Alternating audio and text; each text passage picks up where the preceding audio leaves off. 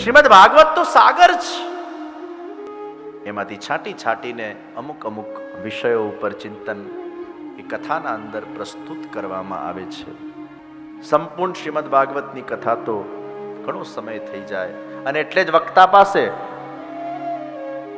વિસ્તાર કરવાનો પણ છૂટ છે અને સમાસ કરવાની પણ છૂટ છે.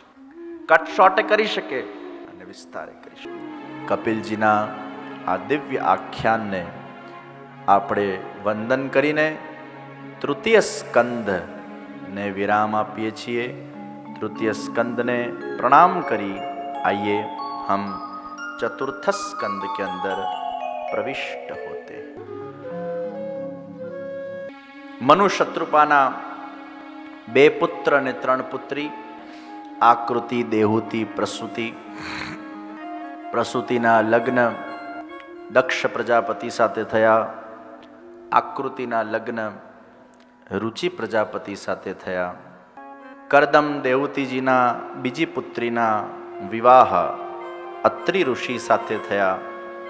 અનુસૂયા અને અત્રિ ઋષિના 3 સંતાન ચંદ્ર, દુર્વાસા અને દત્તાત્રેય આ ભગવાનના અંશ અવતાર સ્વરૂપે એમના ત્યાં પ્રગટ થયા છે. દક્ષ પ્રજાપતિના 4થી પુત્રીના લગ્ન સ્વાહાના અગ્નિદેવ સાથે થયા. એટલે અગ્નિમાં આહુતિ આપતા આપણે સ્વાહા બોલીએ છીએ. અગ્નિની પત્ની એ સ્વાહા છે. સ્વાહાના લગ્ન અગ્નિદેવતા સાથે થયા. 14મી પુત્રી, 15મી પુત્રી સ્વધાના લગ્ન પિતૃ સાથે થયા. એટલે જ્યારે પિતૃઓને આપવામાં આવે તો સ્વધા બોલાય છે. 16મી પુત્રીના લગ્ન સતીજીના શિવજી સાથે થયા. અને પછી દક્ષ પ્રજાપતિએ શિવજીનું અપમાન કર્યું ને આખી કથા આવે છે. સતીજીએ દેહ ત્યાગ કર્યો વગેરે વગેરે. અને ચતુર્થ સ્કંદના અંદર ધ્રુવજીનું ચરિત્ર આવે છે. શ્રીમદ ભાગવતના એક એક પ્રસંગો એ જીવનમાં એક સિદ્ધાંત આપતા જાય છે. ઉત્તાનપાદ આપણે પેટમાં પણ આવવા જોઈએ છે. ઉત્તાનપાદ, માથું નીચું પગ ઊંચા. ઉત્તાનપાદ. સુરુચિ અને સુનીતિ આ 2 પત્નીઓ. સુરુચિના ઉત્તમ અને સુનીતિના ધ્રુવ. જીવનમાં 2 માર્ગ છે. એક રુચિનો માર્ગ છે, એક નીતિનો માર્ગ છે. જીવનમાં ઘણીવાર અમુક વસ્તુ આપણને રુચિકર લાગે છે, પણ એ આપણા જીવનમાં શ્રેયસ્કર નથી હોતી.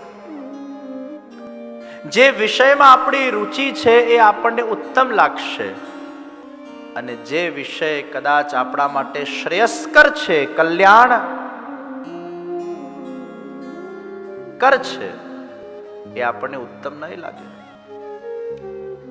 और कई बार हमारे जीवन में ये बहुत कठिन हो जाता है कि रुचि का मार्ग अपनाए या श्रेय का मार्ग अपनाए. व्यसन करવું એ रुचि છે, પણ શ્રેય નથી. વ્યસન કરનાર વ્યક્તિને પણ ખબર છે કે વ્યસન કરવું એ મારી રુચિ છે, હું એને છોડી શકતો નથી, એ મને ઉત્તમ લાગે છે, પણ એ મારા માટે શ્રેયસ્કર નથી. સંસારનો ભોગ કરવો એ રુચિકર લાગે છે, પણ આપણા આત્માને ખબર છે એ શ્રેયસ્કર નથી. સંસારના અંદર આસક્ત બનીને કેવલ ભૌતિક જીવનને જીવવું એ રુચિકર લાગે છે, પણ શ્રેયસ્કર નથી. અને જે વ્યક્તિ શ્રેય માર્ગને અપનાવે છે એને સેક્રિફાઈસ કરવું પડે છે એની રુચિનું. અને જે સેક્રિફાઈસ કરી શકે છે એ જ વ્યક્તિ એ કલ્યાણના પથ પર આગળ વધી શકે છે. માતા પિતા અનેક વાર બાળકોની ઈચ્છા પૂરી કરે, બાળકો માટે ભોગ આપે. કોઈક વાર જીવનમાં એ માતા પિતાની ઈચ્છા કોઈક વિષયમાં હોય અને બાળકોની રુચિ કોઈક બીજા વિષયમાં હોય. બાળકોની રુચિ કોઈક બીજા વિષયમાં છે, પણ માતા પિતા બાળકોને કહે છે તારું શ્રેય આમાં નહીં આમાં છે. અને ત્યારે એ દીકરા દીકરીઓ એ રુચિનો માર્ગ જ પસંદ કરે છે, શ્રેયનો માર્ગ પસંદ નથી કરતા. અને ઘણીવાર એ રુચિના માર્ગથી આગળ જઈને બહુ જ મોટી એમની.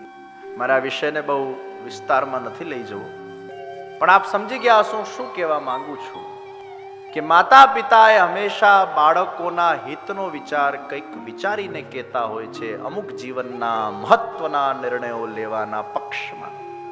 પણ છોકરાઓ પ્રેમમાં પાગલ થઈને રુચિકર માર્ગને અપનાવી લેતા હોય છે, જે કદાચ એમના માટે શ્રેયસ્કર નથી હોતું. અને આવા રુચિકર માર્ગને અપનાવીને મોટા ભાગે છોકરાઓ આજે નહીં તો કાલે ક્યાંક દુખિત થતા હોય છે. આખી પરંપરા બગાડી दी. तो कुछ हमारे लिए रुचिकर है और कुछ हमारे लिए श्रेयस्कर है. तो જેનામાં જ્ઞાન છે, અધ્યાત્મ છે, એ હંમેશા લાંબા ગાળાનો વિચાર કરીને નિર્ણય લેશે, અને જેનામાં જ્ઞાન કે અધ્યાત્મ નથી એ શોર્ટ ટર્મ વિચાર કરીને પાછળથી જે થવું હોય થાય. અભી મુझे जो चाहिए वो मुझे चाहिए, એ રુચિકર છે. તો નાનું બાળક હંમેશા રુચિકર કોન્સેપ્ટથી જાય છે, એને શ્રેય ખબર નથી. એટલે જ બાળક કોઈની પણ વાતોમાં આવી જાય, ચોકલેટ આપે તરત એની વાતોમાં આવી જાય, કેમ કે એને રુચિકર છે. કોઈ પણ પ્રલોભનમાં આવી જાય કારણ કે રુચિકર છે. રુચિકર સિદ્ધાંત વાળો વ્યક્તિને કોઈ પણ ખરીદી શકે છે, કારણ કે એ રુચિકર છે, એનામાં શ્રેય બુદ્ધિ નથી. ઉત્તાનપાદ રાજાની રુચિકર પત્ની એ સુરુચિ છે, અને ખરેખર જે નીતિવાન છે, સિદ્ધાંતવાન છે, એ સુનીતિ છે. રુચિની સંતાન એ ઉત્તમ, અને નીતિની સંતાન એ ધ્રુવ. નીતિથી જ વ્યક્તિનું ધ્રુવ થાય છે, વ્યક્તિનું કલ્યાણ. એક નાનું બાળક 5 વર્ષનું, ઉત્તાનપાદ રાજા સિંહાસન પર બેઠા છે, એક ખોળામાં ઉત્તમ બેઠો છે અને બાજુમાં સુરુચિ બેઠી છે. એક નાનું બાળક દૂરથી ખૂબ હસતા હસતા પ્રસન્ન ચિત્તથી આંખોમાં એ પ્રકાશ લઈને, તેજ લઈને પોતાના પિતાના પ્રેમને પ્રાપ્ત કરવા માટે એ પિતાની ગોદીના અંદર બેસવાની આશા સાથે દોડતો દોડતો આવે છે. અને જ્યાં એ બાળક નજીક આવે છે ત્યાં પેલી સુરુચિ કહે છે, हे बालक ठहर जाओ, अगर तुम्हें मेरे पति के गोद में बैठना है तो पहले मेरी कोख में से जन्म लेना पड़ेगा.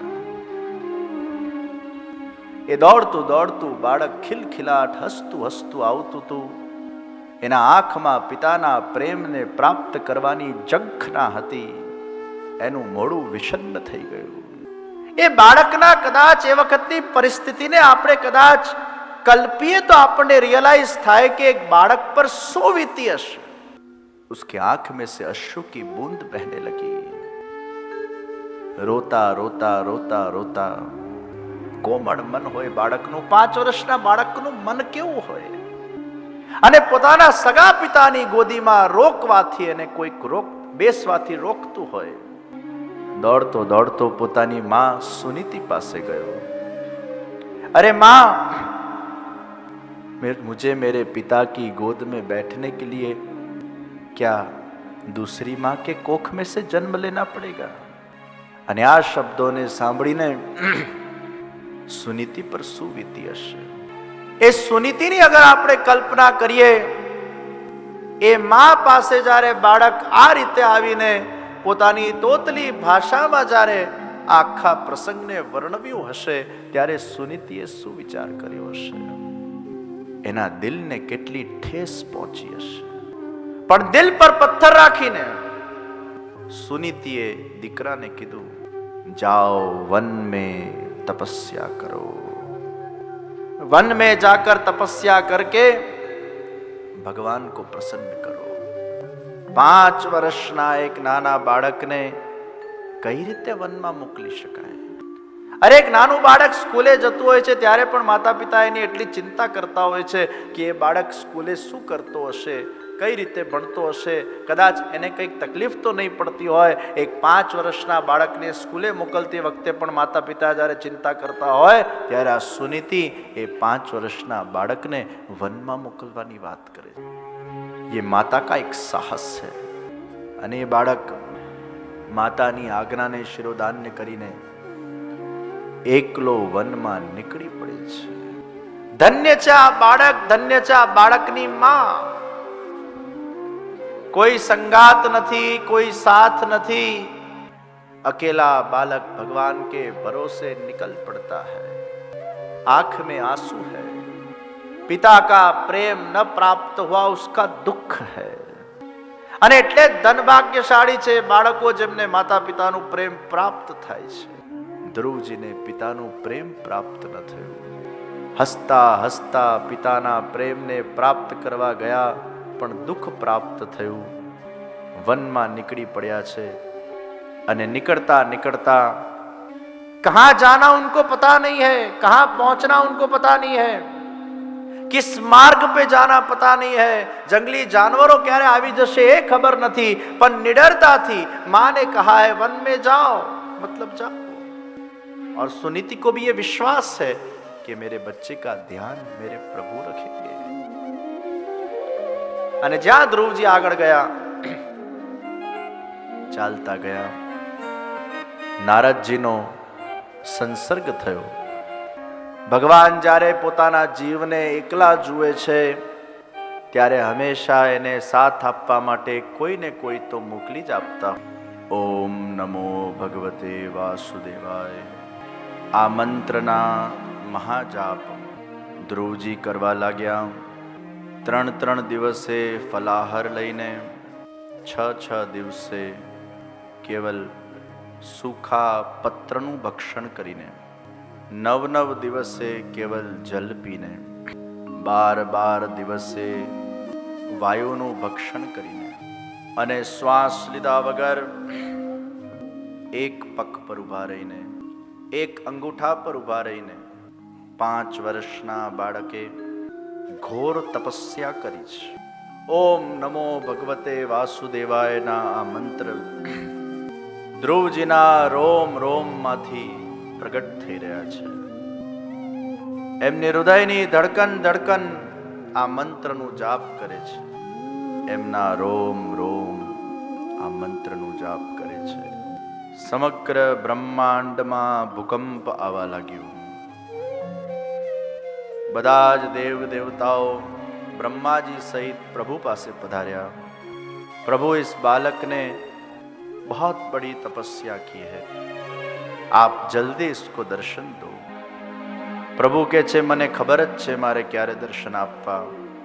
ध्रुवजीना आ मंत्र अनुष्ठानथी प्रसन्न थई भगवान साक्षात प्रगट थाय छे અને પ્રગટ થઈને પોતાનું શંખ એ ધ્રુવજીના ગાલ ઉપર લગાડે છે. ભગવાનના સાક્ષાત દર્શન કરીને ધ્રુવજી કંઈ બોલી શકતા નથી, વાણી સ્તબ્ધ થઈ ગઈ. પ્રભુને નમસ્કાર કરીને ધ્રુવજી કહી રહ્યા છે, હે પ્રભુ, अब आप ही मेरे अंदर विराजमान होकर मेरी सोई हुई वाणी को जगाइए. योऽन्तः प्रवेश्य मम वाचमिमां प्रसुप्तां सञ्जीवयत्यखिलशक्तिधरः स्वदाम्ना अन्यान् सहस्त्रचरण श्रवणत्वगादीन् प्राणान् नमो भगवते पुरुषाय तुभ्यम्. हे प्रभु, आप सर्वशक्तिमान हैं, आप ही मेरे अंतःकरण में प्रवेश करके मेरी सोई हुई वाणी को सजीव कीजिए. आप ही मेरे प्राणों को, इंद्रियों को चेतना देते हैं. ऐसे अंतर्यामी भगवान को मैं प्रणाम करता हूँ. ધ્રુવજીએ ભગવાન પાસે ભગવાનની ઈચ્છાથી શું માંગ્યું? એમને ભગવાનને નથી માંગ્યા, કારણ કે ભગવાનને પ્રાપ્ત કરવું એ એમનું લક્ષ્ય નહોતું.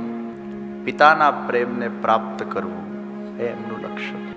હે પ્રભુ, मुझे पुनः पिता का प्रेम प्राप्त हो और मुझे हमेशा सत्संग मिलता रहे. नारद जी ना सत्संग थी ज ધ્રુવજીમાં આ ભક્તિ કરવા માટેની પ્રેરણા પ્રાપ્ત થઈ. મુझे સદા સત્સંગ મિલે और पिता का प्रेम पुनः प्राप्त हो. ભગવાને તથાસ્તુ. અને ધ્રુવજી પાછા ગયા. પિતાને બહુ જ દુઃખ થયું કે મારા કારણે મારા પુત્રને આટલો કષ્ટ સહેવું પડ્યું. એનો પ્રેમથી સ્વાગત કર્યું છે. सबसे पहले ध्रुव जी ने जाकर पिता को प्रणाम किए, फिर जाकर सुरुचि को प्रणाम किए. अरे माँ, तुमने अगर मुझे दुत्कारा नहीं होता तो आज मुझे ईश्वर के दर्शन नहीं हुए होते. ईश्वर दर्शन में तुम तो निमित्त बनी हो, इसलिए मैं तुम्हें प्रणाम करता हूं. પછી જઈને ઉત્તમને, અરે ઉત્તમ, તારા કારણે જ તો મારા માટે તારી માને પાર્શાલિટીની ફિલિંગ આવી. તું એ નિમિત્ત કારણ છે મારી ભક્તિને સફળ બનાવવા માટે. અને છેલ્લે સુનીતિને પ્રણામ કર્યા છે. અને પછી તો ધ્રુવજીનો આખો લોક બન્યો. ધ્રુવજીએ અનેક વર્ષો સુધી રાજ્ય કર્યું અને પછી છેલ્લે વિમાનમાં બેસીને ધામમાં પધાર્યા. અને આજે પણ ધ્રુવ તારો એ વિદ્યમાન છે. ધ્રુવજી વેન રાજા અધાર્મિક થયા, પછી પૃથુ રાજા આવ્યા. આ વિશ્વનું સૌથી પહેલું એગ્રીકલ્ચર, એની શરૂઆત એ પૃથુ રાજાના માધ્યમથી કરવામાં આવી. પૃથુ પરથી જ પૃથ્વી નામ પડ્યું. પુરંજન આખ્યાન ઇત્યાદિ ને નમસ્કાર કરીને આપણે પંચમ સ્કંદના અંદર પ્રવેશ